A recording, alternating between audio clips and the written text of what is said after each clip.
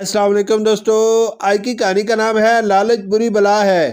پرانے وقتوں کی بات ہے، 3 دوست ریگستان میں اونٹ پر سفر کر رہے تھے کہ انہیں راستے میں سونا چاندی اور سکوں سے بھرا ہوا ایک تھیلا ملا جس میں بہت سارا قیمتی خزانہ تھا۔ وہ بہت خوش ہوئے۔ خشک اور ویران ریگستان کا سفر وہ بہت تھک چکے تھے کہ انہوں نے سوچا آرام کیا جائے۔ ایک جگہ بہت سے کھجور کے درخت نظر آئے تو اونٹ کھجور کے درخت کے سائے میں آرام کرنے کے لیے بیٹھ گئے۔ انہوں نے ایک خیمہ لگایا اور اس میں آرام کرنے لگے۔ جب انہیں بھوک نے ستایا تو انہوں نے سوچا کیوں نہ کچھ کھایا جائے۔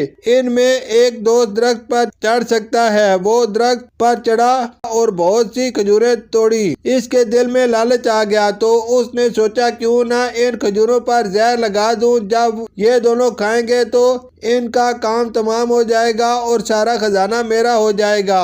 اس نے چپکے سے کھجوروں کو زہر لگایا اور اپنے دوستوں کو کھجوریں کھانے کو کہا، لیکن دوسرے دونوں دوستوں کو لالچ آ گیا اور انہوں نے سوچا کیوں نہ اس کو مار کر ہم سارا خزانہ آدھا آدھا بانٹ لیں گے۔